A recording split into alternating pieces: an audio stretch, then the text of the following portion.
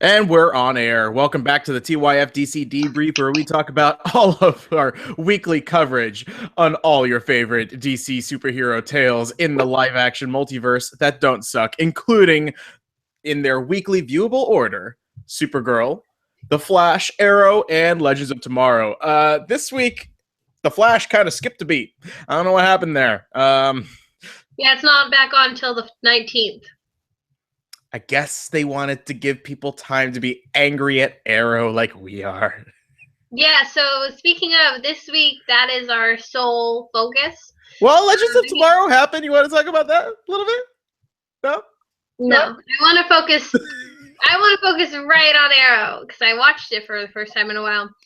But yeah, and Supergirl wasn't on, so that helps that. But so let me kick this off a bit. Go ahead.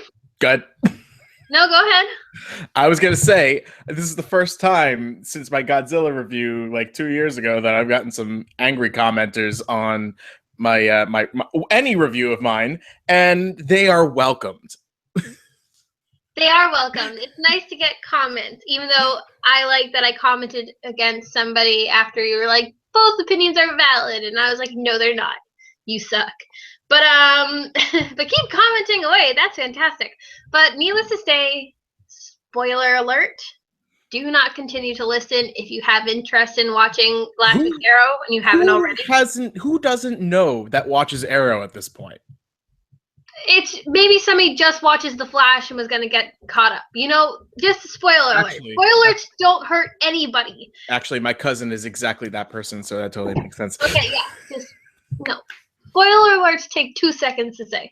But I want to kick this off by saying, regarding Black Canary's untimely, unjustified bullshit death, let's eliminate any bias due to comic book origin. Let's take away our past like or dislike of the character and focus just on one of the most aggravating aspects of the Black Canary Laurel Lance death. The writing was shit. Her writing has been shit. No, wait, but think about it in this way, okay? Malcolm was brought back again for increasingly important storylines. Sarah Lance came back from the dead twice. Roy was given a fake-out death to save Oliver. All of these people were given their deaths, fake or not. They served a purpose. Laurel was an actual afterthought to Damien Dark, who killed her mainly to taunt Lance. And she was window dressing to his agenda and to the rest of the Team Arrow's pain, rather than being given her own storyline or an ending that meant something or justified the death itself. Add to that her humorlessly comical last line that was about Oliver and Felicity's romance, and it's like some big joke. Since when has that one singular relationship become the crux of which the series lies on? Since this season. It is getting absurd. And it was already laughable to the point where that had become the biggest selling point of the series and not the fact that it's about a superhero. So all I'm saying is let's take away feelings for the character. Let's take away what we think should or shouldn't have happened based on the comic books and realize that it was just bad writing. Yeah, no. Compared to the level of fun that they achieved last week, and like you were saying, they were probably doing that to offset what they felt was going to be all this grand dramatic tension in the episode after. I really got to say, they kind of really, they shouldn't have even tried at all. They should have just killed her in a, fucking, like you said, like an actual afterthought. Instead, they were precognitively like, we're going to kill off Laurel. Let's make people care about her a little bit more in the episodes before. No, if you're going to have her die and you want us to care, keep her as a consistent character. Like you just said the last time we recorded, she as a character is completely expendable because they didn't know what the fuck to do with her. And it's ridiculous that we should be calling Black Canary expendable. Now that I've gotten over the writing itself was just so bad that it pissed me off about the death. You weren't a fan of Laurel for the most part, correct? I liked her. Adequately, but that's most of the characters on this show. Mm. Most of these characters just kind of serve a purpose in a relationship to Oliver Queen. And sometimes that accomplishes something, and a lot of times they're just kind of there so he has a team. Yeah, I mean, I genuinely, from the start, have really loved Diggle, and I've really loved Thea, and I loved Thea's evolution. Oliver, I've been hit or miss. I've liked Felicity. I liked Felicity in the first season, and then after that, everything kind of went downhill for me for her. And then Laurel, like, I'm not gonna beat around the bush. I was one of those people who totally wrote her off in the first season. I didn't like her. I didn't think Laurel and Oliver had much chemistry, and that was the direction they were going with in the first season. And I kind of just was like, I didn't vehemently hate her like most of the Neckbeard watchers who did, but or Oliver and Felicity fans who had it in for her just because in the comics Laurel and Oliver get together. But I was lukewarm. But over time, and once I started realizing how horribly the writers were like doing character assassination of Laurel, and the more I realized that Katie Cassidy is genuinely talented when given the right stuff, I got more and more defensive of the character, even if I didn't love her, up until the last 2 seasons where I'm a genuine fan because they finally started doing something with the character and wrote something resembling a storyline. And oh my god, it's And just like, the best parts of her as a character are the parts where she got to A, exercise her legal practice, and B, when the actress got to have fun doing the action sequences. You know what I mean? All of the stuff that was supposed to be dramatic tension with her, from the alcoholism to trying to get her sister back to life, it just weighed everything down. And yeah, and she works, all it did was service something in a grander plot. and she works better as a cog in a moving wheel of the team. She works better as a piece rather than her own individual storylines. But I mean, I think that's the same for every single character on the show. I would be much rather be interested in watching at all them working as a unit and fighting crime than seeing an individual character's personal drama week to week out. That's not why I watch the show. You can go and watch a soap opera if you want to see the relationship drama that's happening week in and week out. I watch it because it's a superhero show, and the action is typically very, very well executed, especially for the channel it's on and the money it gets. But I think Laurel finally was starting to hit that sweet spot of being a supporting character and of being a supporting member of the team who fought well and looked good while fighting. And then they just kill her. Yeah. Did you watch the episode from last week? No, I was so annoyed leading up to it that. Okay, because if you watch that, like, she actually really was a genuine supporting character. Like, she really felt like she was a member of the cast that brought something to the story and her own character growth and Oliver's character growth.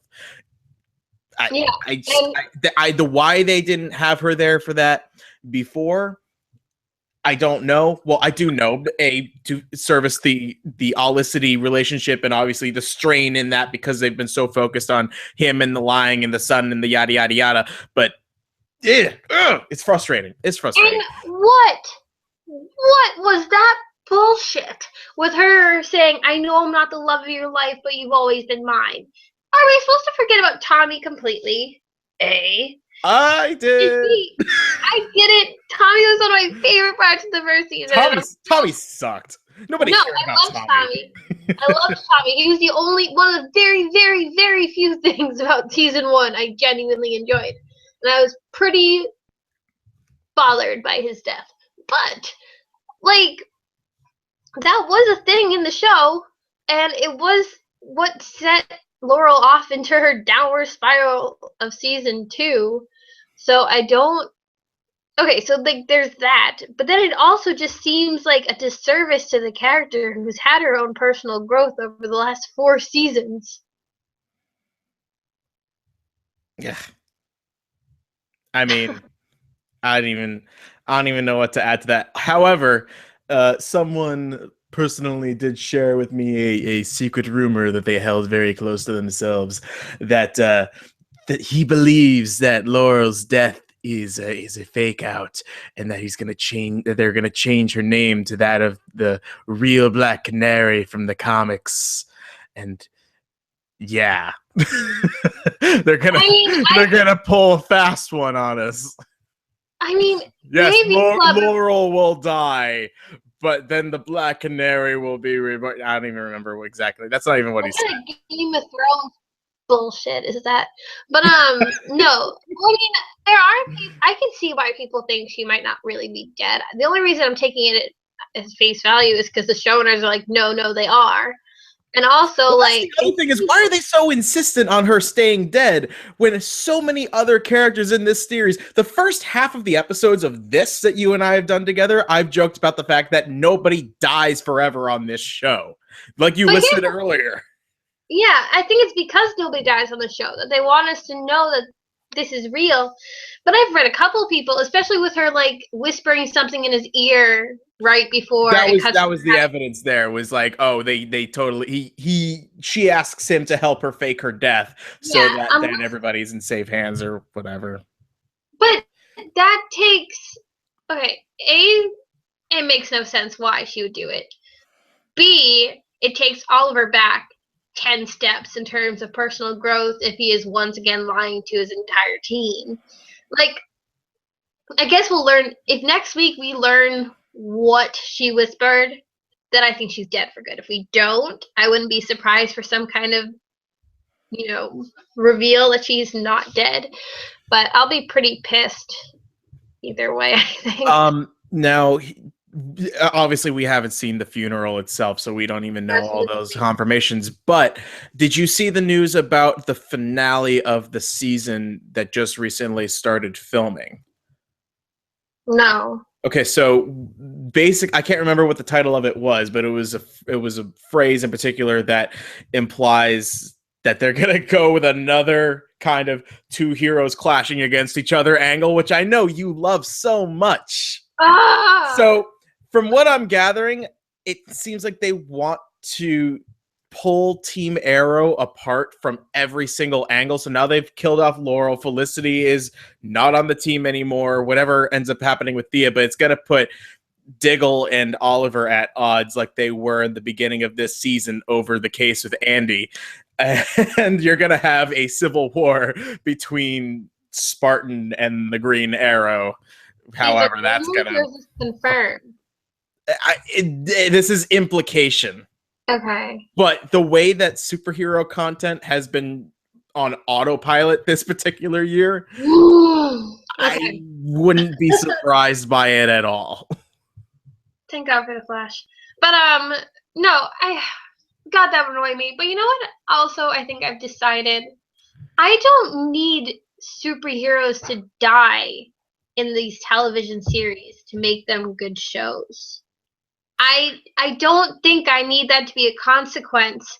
I know everybody's like, oh, it makes it more real and gritty or whatever, but it's like I don't watch it to be real and gritty. I watch it because they're superpowered human beings who can transcend those kind of consequences. Like, sure, do I think there should be emotional consequences and personal consequences, and I want to see them struggle, but I don't need to see them die. That doesn't make or break a series. And if I can infer some kind of theory on why that is, or it's actually it's obvious what that reason is that Game of Thrones popularized this spoiler heavy culture where it's like, oh, it's going to make you give a shit about a character and then it's going to randomly kill them off and you aren't supposed to know until you've seen the episode, and oh my god, it's such a surprise, you're going to get so pissed off when they die. We're mad because Laurel died. We're mad that Laurel died because it was meaningless and stupid. People get pissed off when, spoiler alert, Han Solo, spoiler alert, Ned Stark, spoiler alert, who else died? spoiler alert, Captain America, you know, the impact of the surprise, he's gonna die. I think he's gonna bite it, but the impact of the surprise itself doesn't make the show quality. The impact of the surprise should account for the character growth that you've witnessed over several seasons. I mean, it's a big example, but, spoiler, Han Solo's death meant something because it wasn't just a toss-away shock moment. It came at, it was his own personal risk. It came at the need to try to save his son. It was like the encapsulation of the Han Solo that had been, developed over decades. So I think there's such a difference between killing a character because that's the only way the story is going to take them versus killing a character like Laurel for A, shock value, and B, because they're lazy writers who haven't known what to do with her since day one. And they didn't know how they were probably gonna fucking deal with it from the moment they came up with the idea, because let me tell you, pulling a, as I called it in my review of the episode, a How I Met Your Mother stunt, where they intersperse this identity of a person that has a impactful moment in the main character's life, and then you just pepper it throughout the season leading up to that moment just to remind people that it's supposed to happen. You're like, oh my god, who's it gonna be? Nobody cares. I know, it's like the journey to it is so much more exciting and fun than the actual execution of it. And yeah, I mean, like, even if we do boil it down to the fact that they just killed off Black Canary, like I don't think. And the other thing is that if she was the first Black Canary and she died, then it could kind of be like, okay, maybe she has a sibling we don't know about that could take up the mantle or whatever. But no, her sister, who has died and come back twice, was the original Black Canary and is now another canary. Yeah, and like, there's just so many cool things they could have done with the character. If they were sick of the character, she could have gone to Legends of Tomorrow for season 2. It's just like, why write yourself into a corner and then also write that character off when there's so much potential that you could have been exploring with her? She's such a powerful character. And like, I think I said this recently, maybe in this podcast or somewhere else, but like, I understand artistic liberty. I understand that an adaptation doesn't have to be word for word from the page. But gonna use Zack Snyder. But like, never mind. Story you're telling, it's like, know what these characters are and what these characters mean. Especially, like, let's just say it, when it's when TV's getting better, but it's not like the comic book world universe in terms of TV and film is rife with strong female characters. And they had one. And Arrow has done a pretty good job at cultivating a good group of them over the course of the seasons. And to just throw it away so lazily and with no reasoning or impact, it's just kind of insulting to fans, almost. It's like, okay, cool, let us continue with this garbage and see how this works itself out. It's because you and I, or mainly me, went back and forth with a couple of people in the comment section of my review, and what you were saying kind of boils down my point of, you can do an original adaptation of a character or a story, whatever. I think that's a great idea. Look, Marvel is doing it themselves in spades, okay? Yeah. And then you look at Batman v Superman on the grandiose scale, and it fucking falls apart. Why? Because the story itself and the characters, the final product has to be a good movie or a good TV season. You can't just change something up for the sake of doing it. And then even if you don't mean it to be that way, that's going to piss people off.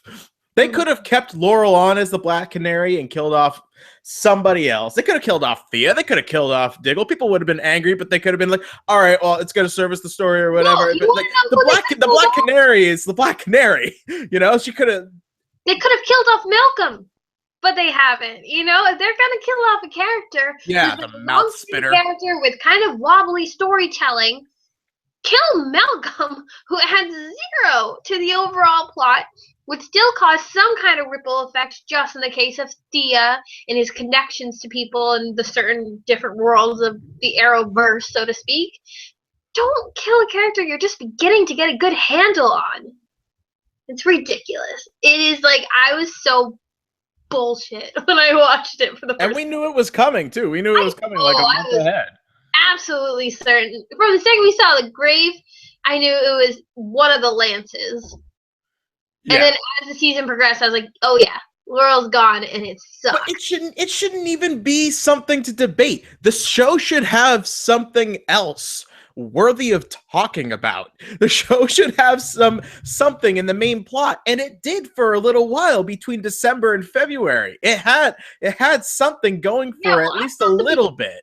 I thought the beginning of the season was very strong. I thought they did a wonderful job in the first couple episodes, and it's just and then the episode that you didn't watch before this one that we're talking about, that achieved what those first few episodes were. It was kind of the Flash style tone, but working within a way that makes sense for Arrow, and all the characters had a moment. They must have. I have to go back and look who the writers were on that episode, because they must have been completely somebody else, and they were just told what was going to happen, obviously. Yeah. No, I agree. But yeah, that's about all of my thoughts on this. Yeah. And then I don't have any specific facts, but I heard some other news that they were going to be shuffling around showrunners between these series for the next set of seasons or something or other like that. But I'd have to go back and check and talk about it next week.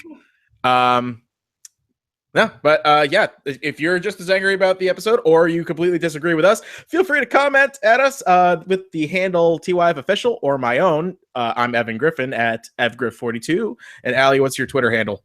At Allison AJ. And give us your gripes. Allison AJ with a Y. And give us your gripes. Or you can take it to the comments section. We use Discus because it's nice and easy. And people just find articles by clicking through Discus continuously into a vortex. The things you learn. And make sure to tune back next week when all of the shows will be back on air, including The Flash and Supergirl. Supergirl's back tonight, I believe. So we'll have plenty to talk about. And we'll be in New York. Yes, we'll be brain dead after New York. So it'll be fun. All right. Happy arrowing.